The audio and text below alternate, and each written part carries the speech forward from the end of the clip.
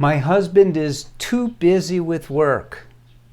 This came to us. We have counselors at the Marriage Foundation. I founded the Marriage Foundation. I'm Paul Friedman. I'm going to try and give you some insight into this, maybe some ideas of what you can do if you'd like. So here's the thing. We are human beings, and we are driven primarily by fear and desire. I mean, I hate to say it, but that's where we're at. We avoid those things that scare us, and we're attracted to those things that are opportunities for happiness, right? It's almost a binary world in that respect. So let's take a look at your husband. He is spending too much time with his work.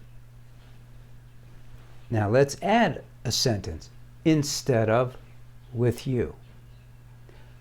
What does, based on the formula that I laid out, and it's hard to argue with this, I mean, it's basically scientific that we avoid that which we fear, and we move towards those things that will bring us happiness, or at least relief from those things that scare us or cause us pain. So here's your husband, and let's pretend that the choice is binary. Two choices, be with you or be with work.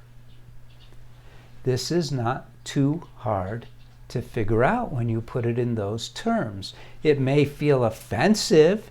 You may say something like, oh, so what you're telling me is it's my fault. No, I'm not telling you that. I'm telling you that from an objective above it perspective, he has two choices and he's choosing work over you. And that's what you're searching for. Why is my husband searching work over me?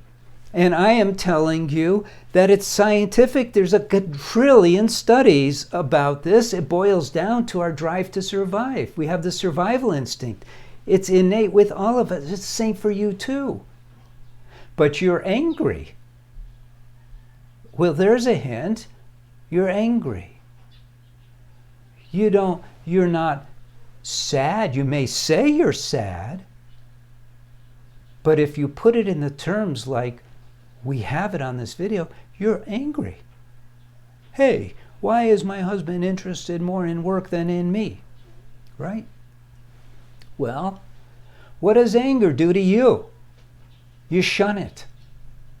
What else is going on in your marriage that you are providing that he would be pushed away by? Again, it's not your fault per se. I'm just laying it out for you. I'm not telling you what to do. You tell yourself what to do. You're smart. You know what you should be doing. Why do you know what you should be doing? Because you know that you got married, and so did he, in order to be happier.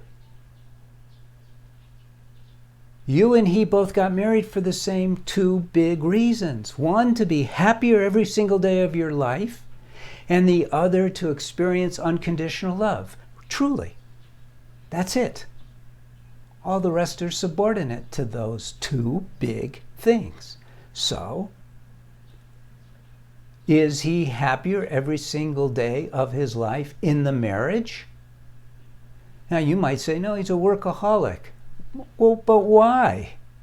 Even a workaholic takes breaks. Is he feeling that love? You have that love in you. You love him. Are you expressing it? Or do you complain? Are you supportive? Or do you put him down? You need to take a look. All of us virtually, including myself, because I only got into this a little over 20 years ago. I used to be a divorce mediator. I thought divorce was cool. And I helped people get a divorce. Not anymore. I realized after seeing all my couples that we didn't know anything about marriage. We needed to get educated. And so I started looking at it. What do we need to know? Well, the first two things is why we get married. Everything falls out from that. So you need to learn how to be married. You need to learn not just how to please your husband, but how to experience that love yourself. How to grow your marriage so that it is producing those two beautiful things, happiness and love. You have the power here. You truly do. Look, subscribe to this channel. Learn more about marriage. Check out our website. Get one of my books. You probably don't need the course for women. That's usually when things are so intensely bad that I better do something serious. Then you get the course for women, although it doesn't hurt. But this is fixable, super fixable.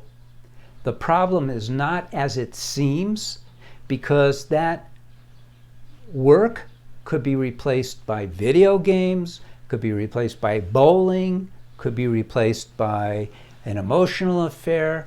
It's the part of the equation that is basically saying he's not happy in the marriage. And that is something you can, if you want to, do something about. And this is not saying it is your fault. How could it be your fault? Where did you learn about marriage? It would be so unfair to say this is your fault. It's not. But it's a wake-up call. Now you can learn about marriage. Thanks for spending time with me. Please like this video. Leave a comment. Leave a question if you'd like. I'm really good about getting back to the questions. And take care. Thank you. Thank you for your time.